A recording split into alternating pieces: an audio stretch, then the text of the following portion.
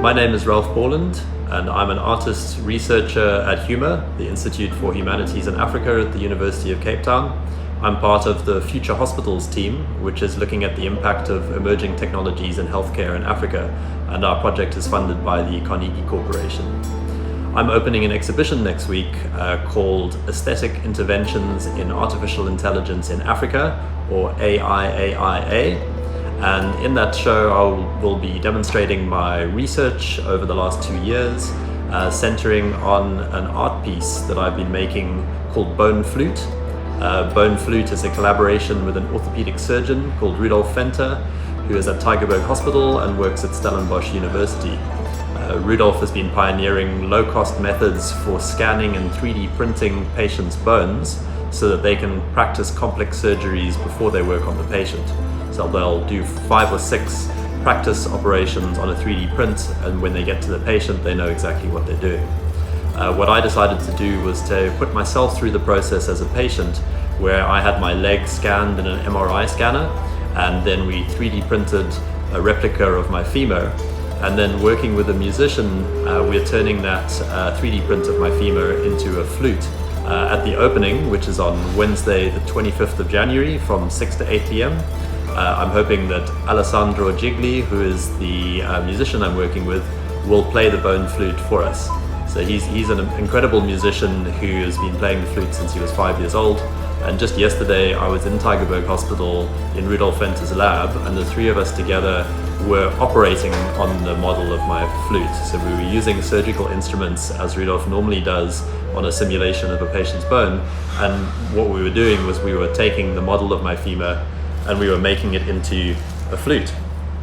So you can see in parts here, the parts of my femur, they all fit together, and I will demonstrate to you.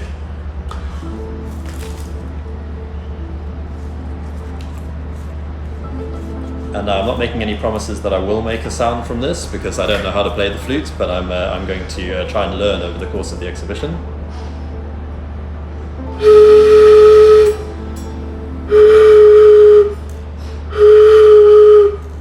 So that's the start, is to learn how to make a sound out of it, and then you can see the pattern of holes in it.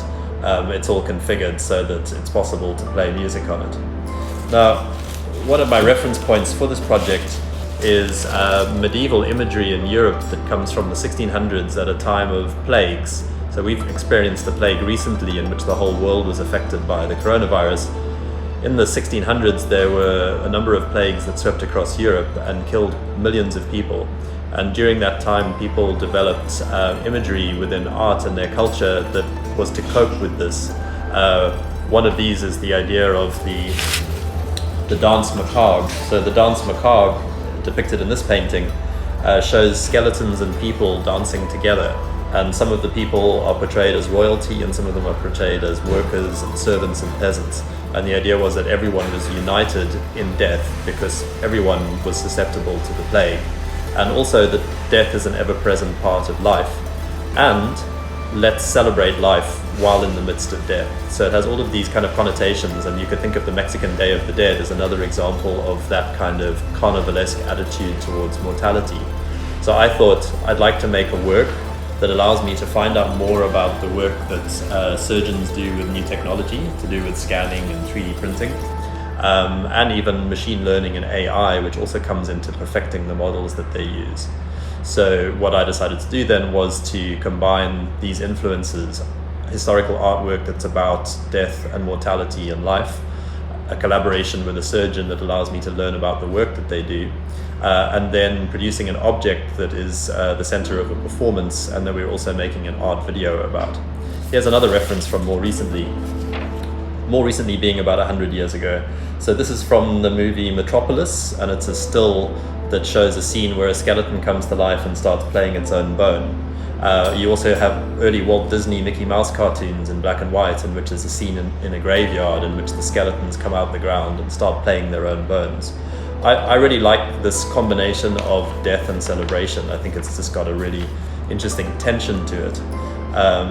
And another subject I'm interested in is human-machine collaboration. So This image is from an exhibition I went to in Munich last year about robotics and AI, and it shows a human arm and a robot arm joining hands, and this is meant to symbolize the idea of human-machine collaboration.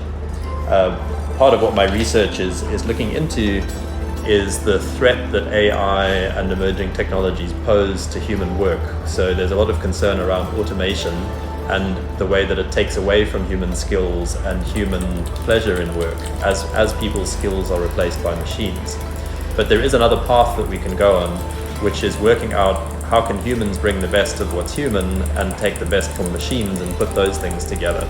So that's how Rudolf sees his work with scanning and 3D printing and then producing real-life simulations, because the surgeon still uses their existing hand skills. They have what you call embodied skills. So they have skills in their hands and their brain, which they bring like an artist to a material. And they actually work like sculptors or artists in working with bone.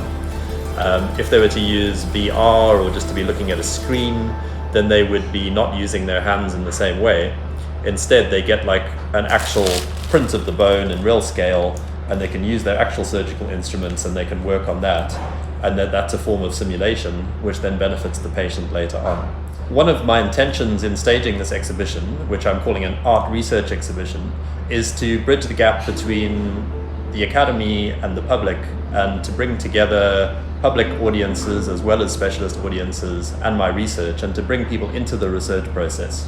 So in this exhibition, which opens on the 25th of January with an evening event from 6 to 8 p.m. and then runs from the next day until Sunday, the 5th of February. It's about a 10-day run. I would really like people to come into the exhibition space, be able to understand my research, look through my notes, have an opportunity to write a response to what they're seeing. I will also be hosting collaborators like Rudolf Fenter, the surgeon, and interviewing him in the space and compiling that research and then making it available to audiences to see. So my concern as an artist is really how to identify information that people should be concerned about, and then how to communicate that in compelling ways to audiences. So I think that you will find the exhibition entertaining, compelling, informative, stimulating, and I'm leaving it in part open. So there are many points of inspiration and a sort of catalytic potential in the exhibition. Some answers are provided as far as there are answers possible, but also a lot of questions are posed. And that's what I would like people to engage with. What are the questions that you should be asking? What are some of the places that you can look for answers to those questions about the role of emerging technologies in healthcare in Africa? And that's something that should be of concern to all of us.